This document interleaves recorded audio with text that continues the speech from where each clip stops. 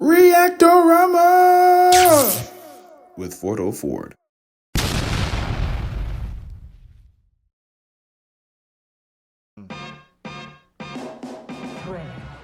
The Prince of L.A. was now the king. And in Hollywood, being royalty had its perks. Wow. What was Irvin Johnson's vice? Now, you know my publicist wants me to say winning. But women loved Irvin. Back then, before voicemail, they used to have these mail slots in the hotels where you leave your key. And when we get into a town, Irvin's mail slot would be so packed, and it would be just Susan and a phone number, Linda and a phone number, Joyce and a phone number. I mean, that was every city, every time. I was on top of my game as Magic, so I needed all that around me at that time. The women, the this, the that, Hollywood. Why though? Magic was living in a context of sybaritic excess from the minute he walked in the door, and he developed a sweet tooth for it. Sex with several women at the same time. Yeah. Like I said, women have different fantasies. Some want to be with 2 or 3 at a time. You know, one time I had 6 at one time. That's just... I really do believe he looks upon Magic Johnson as a movie character he played. I think Irvin got overwhelmed in LA by what it meant to be a star. That's probably true that the Magic ego swallowed Irvin a little bit, but that's okay because I couldn't win 5 championships without that. Through all of this haze of women and money and fame and fortune, he still kept basketball at number one. He never seemed to lose that focus. Yeah. Larry had 2 jobs his last 7 years of playing. It was playing basketball, and then it was him being committed to taking care of his back. He had first heard it in 1985, building the driveway at his mom's house back in French Lick. Larry decides to do it himself. This is Larry Bird, the superstar, out there breaking his back, literally shoveling gravel. Damn. And that was the beginning of a process. I would see him on TV laying down, and then they told me that he had to lay down on planes, different things like that. And I was like, wow. As Magic soared through the prime of his career, Bird was breaking down. His deteriorating back and punishing style of play proving an excruciating mix. From 88 to 92, it was painful to watch. It was painful to cover. Larry is quite ornery when he's not feeling well, which means he was ornery for those next 4 years. He could manage the pain in a way that very few people can do. There'd be days he could come in the office and he couldn't stand up straight. But even after 2 ruptured Achilles tendons and surgery on his back in 1991, Bird kept going to work. Product of a lesson learned many years before, seeing the swollen ankle of a man long since gone. Yeah. Well, we don't know if it broke or not, but it looked broke to me. Had to go to work and he had to get his boot on, and it took everything I had to help him get that boot on his foot. And he stood up limping, and he says, well, I'll see you this weekend, because he was working construction at the time. And I was pretty amazed how he could fight through that all week, then come home on the weekend, and it was black and swollen, and he'd sit around on the weekend and put that boot on and go again. If you get paid to go to work, you got to go to work. It was a situation that he was seeing almost daily. He had lost the structural stability in his spine, so it would slip into abnormal positions to try and lock itself to get an artificial stability. Damn. That's like getting your finger stuck in a door and somebody's still pushing on the door. Yeah. So what we had to do was unlock his spine, realign it, do techniques that would hold that for 4 hours, 6 hours, that type of thing, and then he'd go play basketball. Bro, that is crazy, bro. That is a lot to deal with. Oh my God. That is a lot to deal with. Y'all please make sure y'all take time out of your day to stretch, to exercise. We ain't getting no younger, man. You feel me? And if you have the money to do the simple things that you can see yourself doing, but you would rather have someone else do it that actually does it, by all means, pay that, bruh. Especially if you in Larry Bird position. Like, pay those folks to do it while you still maintain your body for your career that brings you the bread. You feel me? That's just my 2 cents on that, bro. Every time I would play, I was wondering if I was going to be in a wheelchair. Was I ever going to be able to, walk on the beach or hold my kids? Oh, shit. His pain in his quest for basketball became all-encompassing. Very few people really knew what Larry was living with. Concussion. This was Larry's issue, and there was no sharing of his pain. I probably should have retired in 88, 89, but it's that competition. Maybe one more chance, me and Magic get together in the finals, but it never happened. Yeah. I'm sleeping, really, laying down, just waiting on the game, and the phone rings, and the voice says, "Hey, you gotta come back to LA." And I said, "Okay, why?" "Well, I can't tell you until you get to LA." So I said, "Okay." 2 hours later, he was in the office of Lakers team physician Michael Melman. Oh, sheesh. Dr. Melman starts to tell me that, through the physical that I took, that they discovered that I had HIV. Sheesh. Damn, I didn't know that. First time ever in my life. Well, I knew that he had HIV. Let me clarify. I didn't know that it was the team doctor that called him over, was like, "Yo, I gotta tell you this news, but I'm not finna do it over the phone. So come to LA so I could tell you what's good." Damn, I didn't know that part. I knew he got the virus. I just didn't know how he figured out he got the virus. I didn't know if he went to a regular doctor, if life just lifed on him, and he got rushed to the hospital for that. But nah, team doctor called him, was like, "Bring your ass here," and told him everything. That's crazy, bro. I'm such a control freak, right? And do things the right way. I'm out of control. Oh, it was everything. How is it possible? What happened? How did it happen to me?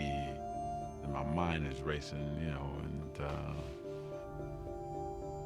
and then you're just devastated.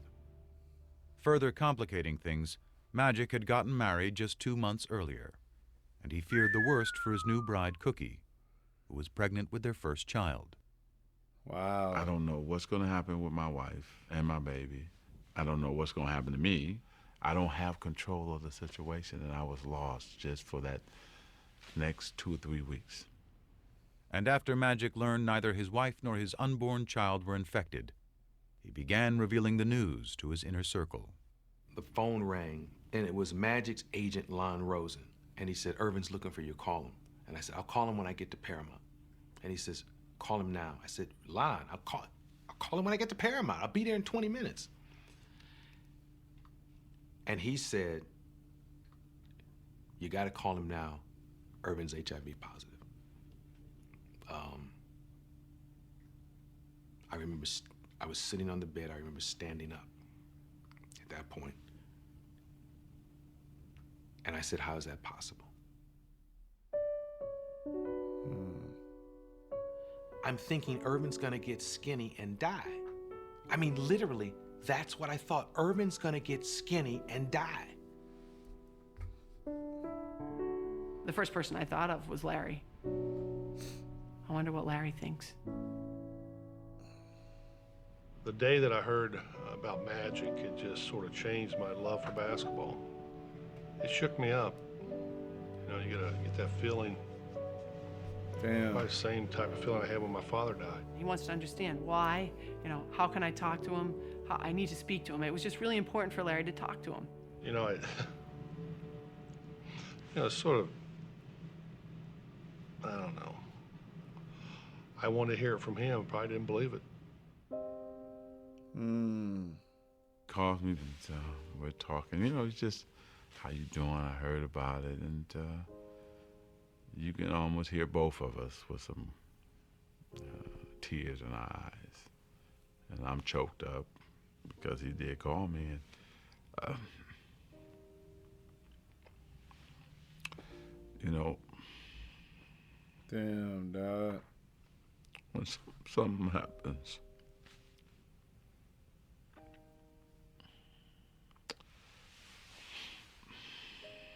to you,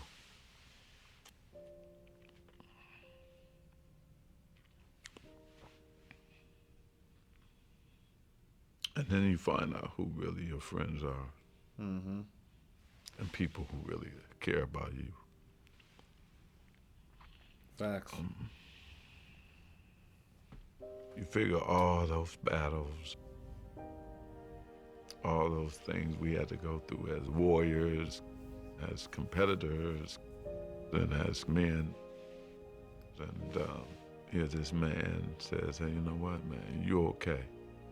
And so that was the greatest moment for me too, you know, to have him check on me and to make sure I was okay. First of all, let me say good late afternoon. Because of the HIV virus that I have attained, I will have to retire from the Lakers today. It's the only press conference I've ever been in where I've seen reporters cry. I mean, we thought this guy was in total denial. I plan on going on, living for a long time, bugging you guys like I've always have. We thought this smile was going to be wiped off his face forever, and he was going to die, but we're going to watch him die in public. I just remember in the room, he was joking, and I'm sitting there looking at him crying, and he's like, Coop, man, I'm going to be okay. I'm going to be okay. It's going to be all right. I am going to go on, I'm going to beat it, and I'm going to have fun. Sure, come on. You're going to beat this? And to him, it was a contest. Larry Bird and Magic Johnson, AIDS and Magic Johnson, it's same thing. It's just a different game, different rules, but I'm still going to win. He wasn't planning on going nowhere. Irvin was planning that day to find the right medicine, to eat right, get rest, and live forever. That's what he was planning. Thank you again, and I'll see you soon. But his Magic put up a positive public face. His nemesis, still out of sorts, shed the mask he had hidden behind for years. He was visibly like, wow, how could that happen? You know, it really set him back. Probably the two toughest days I've had since my father passed away, and I've been very depressed and sort of been out of it. I listened to him talk in this press conference about how devastated he was, and I remember thinking to myself, you know, goddamn, Larry found Irvin.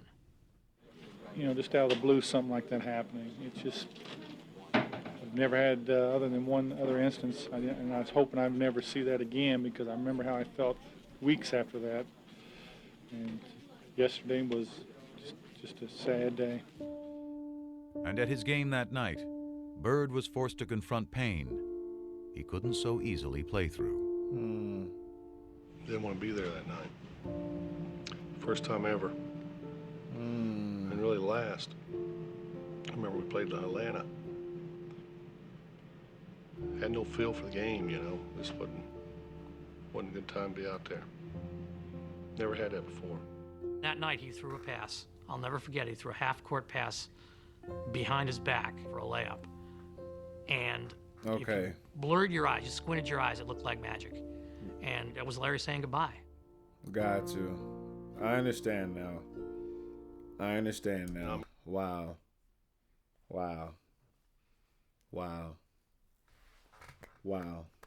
What a stand-up guy, Larry. Now that I've seen this documentary with the full context and the history of learning Larry Legend, seeing this moment is very, very emotional, but he did the right thing by honoring Magic with that pass, bro. Wow, bro. W. Larry, for real. That's honorable as hell, bro. W. Larry. I mean, this competition thing is amazing, what it does to you. what you put your body through and what you do and what you say and how you feel, and knowing that he's not there wouldn't feel right. But I think it's all them years that, you know, what's he doing? What if he's practicing this hard? I bet he shot 500 shots a day and I didn't get 500 in. It's always that mind games. Bird played through the 91-92 season, his last in the NBA. But a part of him was already gone. I didn't check the papers anymore. You know, it didn't matter. I still wanted to compete, you know, but it wasn't the same. It really wasn't.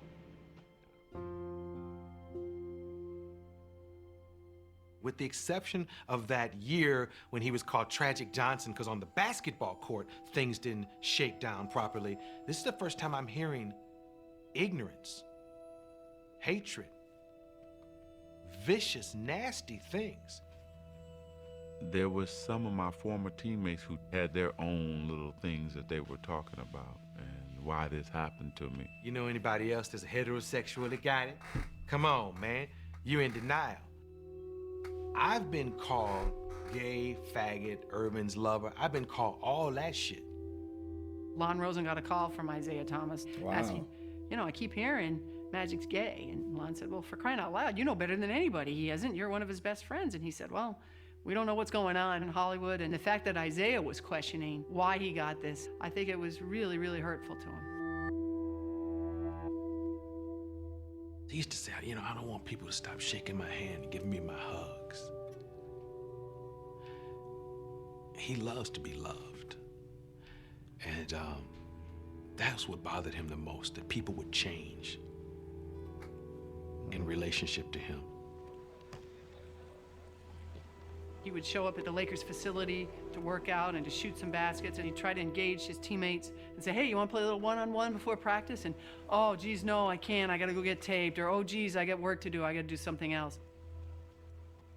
The worst thing of all of this, that I couldn't play basketball. I don't even think dealing with HIV. It was I couldn't play. The game, the surroundings was his whole world. Damn. That's his personality. When you take that away, you know, you're hurting. I knew he was hurting in a big way. The only sex is safe sex, and that's no sex. As basketball went on without him, Magic performed ably in his new role as HIV educator and spokesman. I'm helping every way that I can. But he still pined for the arena, which had made him a star. So when he was invited to play in the 1992 NBA All-Star Game, he jumped at the chance, promptly stealing the show and winning MVP honors. But that was just a warm-up. For the encore, Magic had up his sleeve. He's not done yet, because we're going to go to Barcelona and bring back the gold for everyone here in the United States. Thanks, man. For the first time ever, NBA players would be competing in the Olympics. And Magic, armed with a message, was not about to miss the show. It would have proved to people that you were not going to get the disease playing against me. And then also for me too, personally. You know, it was therapy. It was a way to say, man, yeah, you get to do this one more time. Yeah. There was also one other perk. I think playing with Larry was very important. That's something they talked about. I mean, he was going to be on the Dream Team. He was going to be with Michael. He was going to be with Barkley. But he was going to play with Larry. Magic kept saying to him, I just want to get you out on that court one more time. Let's just have one more sequence like we had all the way back in 1978. But it was interesting that with Magic being the one that was HIV positive, he felt great. He was in the best shape of his life. I got a smile on my face. He had worked so hard to make sure he didn't go there as a token player. And here was Larry, who couldn't even practice, who could barely move. But you know what? Didn't matter. We were still together. You know, didn't matter. Hold me close and hold me fast. The magic spell you cast. This is La Vie en Rose. When you kiss me. And when he got his opportunity, he switched a few. I see love And who's taking the last shot with the game on the line? When I got my opportunity, I still was Magic. Yeah. 14 years after they'd first crossed paths, the smiling kid from Lansing and the shy boy from French Lick were happily back together in Barcelona. But it took just one glance outside their hotel's front door each morning for them to see that as far as they had come, they were as far apart as ever. The only way you walk out that door if you wanted attention. But I asked this guy, I know, how can you get around this? There's got to be a way. Lo and behold, there was a side door. You can go wherever you want. I was going to tell him about it, but seeing that smile on his face, the closer you got to that front door, come on. He didn't want no side door. You know Irvin. Right. He go right in the middle of them. Turn the long way, sweetheart. There you go. I'm going out the front because that's who I am. I don't go out the back. I don't go out the side. But that's not me. If you want to go somewhere in a hurry, there's a door that leads you there, and I found it. I respected him for that. And so, hell, I would try to find a side door for him. For real. And we never tried to change each other. That's what made this relationship great. Man. One of my pet peeves always is when people say, oh, Michael Jordan saved the NBA. Bullshit. Bullshit. For real. Magic and Larry saved the NBA. Facts. That's who saved the NBA. Facts. Magic and Larry. Magic and Larry. Bird and Magic. To the millions who once watched them, now more than ever, they are inseparable. A pair of athletes thrown together by the cosmos to compete. A pair of men who discovered a bond in the midst of that competition.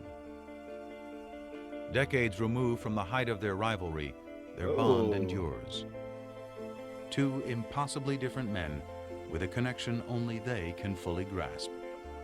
It's almost like a private little club, and only the two of them are in it. And every once in a while, they need to show up to have a reunion and pay their dues to each other. But they don't need the day-to-day contact that most friends need. It's just not that kind of relationship. But I always get this good feeling when I know I'm going to see him because he makes you feel good. You know, he really does. He's unbelievable. He's very private, but if he's your friend, man, you got a friend for life. Facts. And Larry Bird is a straight shooter. He'll tell you when he don't like you. That's one thing I wish I could have from him, that he has that I don't have. I wish I had that. I mean, he walked in here, this whole room would change, and maybe that's what I always wanted to be, but I just couldn't.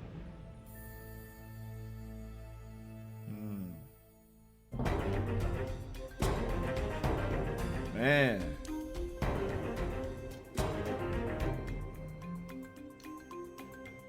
That's crazy. What a documentary, man. What a documentary. Courtship of Rivals, man. Man, it did get a little emotional, I ain't gonna lie.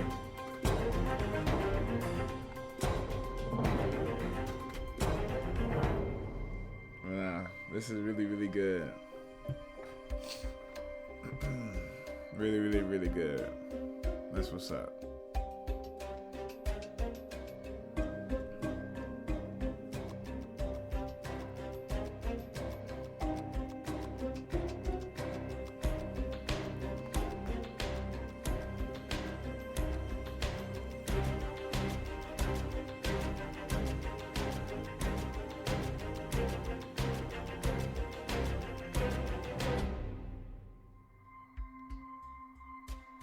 This has been a presentation of HBO Sports. WHBO, man. Whew. All right, man. We finally got through the Courtship of Rivals documentary, man. Comment your favorite part or your most memorable part of their careers, or their times together or just being opponents of one another. All right. Go ahead and like it up once again. Subscribe if you haven't already, because now it's time to get into some of that Magic Man stuff. You dig what I'm saying? I do want to see how great he was, and other legends too, you know? So come on down, join me in some more NBA content. I'll catch y'all folks on the next one, man. Peace out.